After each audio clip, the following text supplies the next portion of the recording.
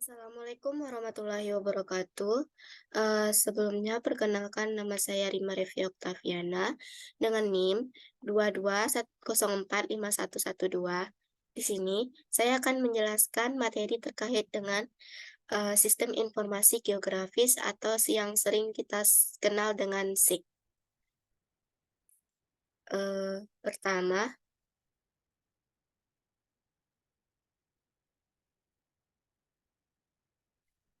pokok pembahasannya ada 8. Yang pertama itu pengertian SIG.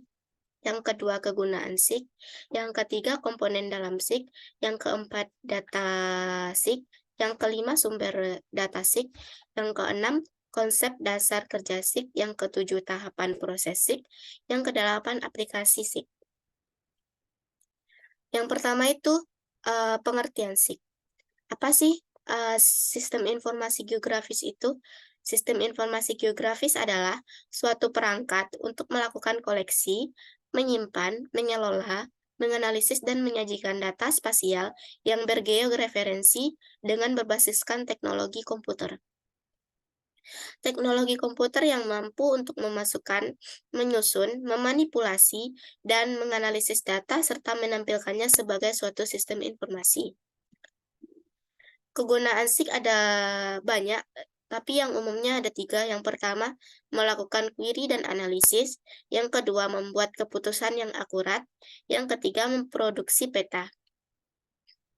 Selanjutnya, komponen dalam SIG.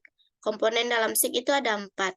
Yang pertama, tentunya harus ada sumber daya manusia yang untuk menjalankan program SIG itu sendiri. Yang kedua ada sistem komputer. Sistem komputer ini terbagi menjadi 2.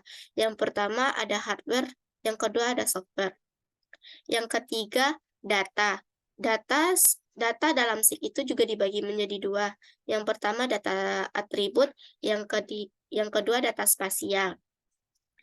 Komponen yang keempat yaitu adanya metodologi atau prosedur. Selanjutnya data dalam SIG. Data dalam SIG itu dibagi menjadi 2, seperti yang sudah dijelaskan di slide sebelumnya.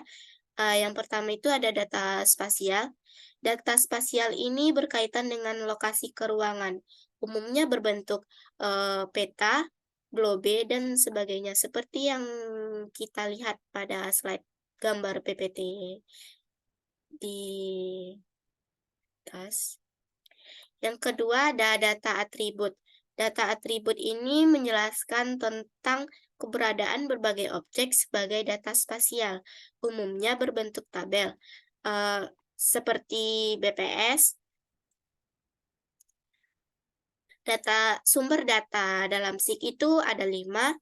Yang pertama pemetaan nasional, yang kedua satelit, yang ketiga fotogrametri, yang keempat GPS, dan yang kelima terestris. Ini merupakan sumber data dalam SIG.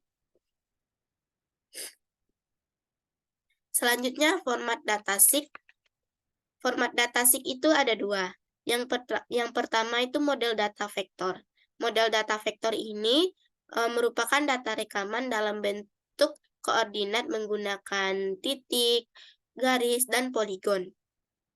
Yang kedua ada model data raster, yaitu data yang disimpan dalam bentuk kotak segi 4 yang teratur. Umumnya berbentuk piksel. Selanjutnya konsep dasar kerja SIG. Data yang terkait dengan dunia disusun berdasarkan tema atau manajemen data yang dapat berhubungan secara geografis. Dengan manajemen data tersebut, yang pertama dapat menyajikan informasi secara cepat dan akurat. Yang kedua, menggabungkan atau overlay dari beberapa lapisan atau tema sehingga diperoleh informasi yang baru. Selanjutnya, sebagai acuan geografis atau geographic reference. Acuan geografis secara implisit seperti lintang dan bujur atau koordinat grid peta. Acuan geografis secara eksplisit seperti alamat, nama jalan, nama sungai, atau nama hutan. Selanjutnya, tahapan processing. Secara umum, processing terdiri dari 5 tahapan. Yang pertama, menginput data. Yang kedua, manipulasi data. Yang 3. Manajemen data. Yang keempat, query atau analisis. Yang kelima, visualisasi. Selanjutnya, aplikasi SIG. Instansi yang telah menggunakan aplikasi SIG seperti Bako Surtanal, BPPT, Bapeda, PT Telkom, Departemen Kehutanan, BPN, DPPT, Pemda, Departemen Pertambangan, serta Departemen Perhubungan.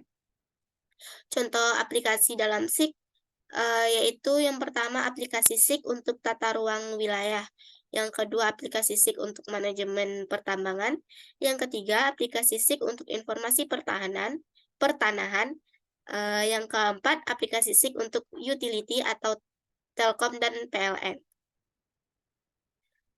Hanya itulah materi yang dapat saya sampaikan. Saya tutup dengan Assalamualaikum warahmatullahi wabarakatuh.